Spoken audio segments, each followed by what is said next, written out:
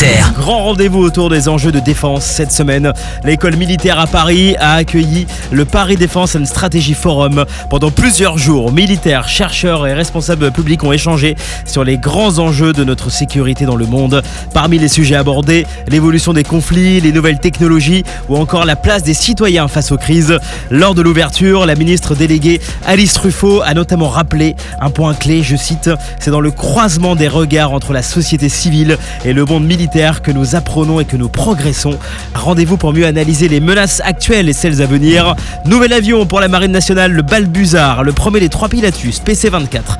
Balbuzard, destiné à remplacer les anciens Falcon 10 mers de l'escadrille 57S, a été livré sur la base de Landivisio dans le Finistère. C'est un appareil utilisé notamment pour l'entraînement des pilotes de Rafale Marine et qui pourrait à terme être utilisé pour des missions de recherche en mer.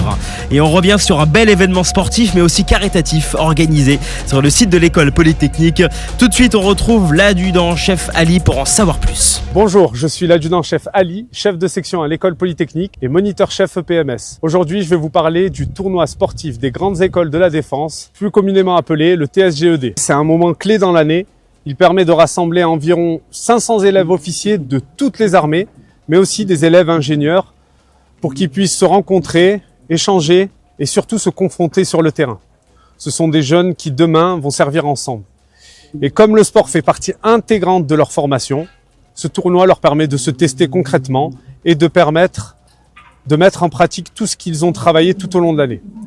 Sur cette édition, on retrouve plusieurs disciplines sportives, de la boxe, de la course à pied, du laser run, cross-training, du rugby à 7 ou encore de l'escalade. En parallèle, une épreuve de voile s'est déroulée à l'école navale. Sur le terrain, il y avait de l'engagement, de la détermination, une vraie envie de rien lâcher et surtout un très bon état d'esprit. Donc malgré des conditions physiques défavorables, les élèves ont fait preuve d'une rusticité et d'une résilience et c'était vraiment marquant.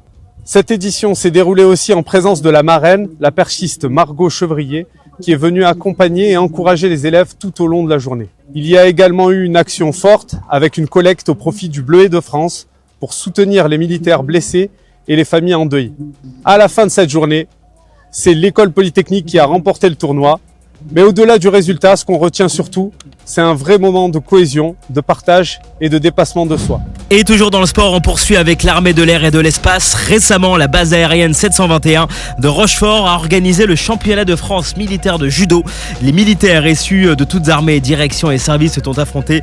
Les aviateurs tirent leur épingle du jeu en remportant dans les différentes catégories de poids 3 médailles de bronze, 2 d'argent et 1 médaille d'or. Cette compétition peut d'ailleurs permettre à certains judokas d'être sélectionnés dans l'équipe de France militaire de judo.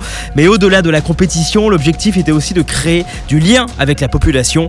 Des démonstrations ont été proposées à des jeunes qui pratiquent le judo, mais aussi à des résidents en maison de retraite. Une autre manière de montrer que les valeurs autour du sport font entièrement partie du métier militaire. Sur terre, sur mer, comme dans les airs. Skyrock PLM, on équipe avec Uneo, la mutuelle des forces armées.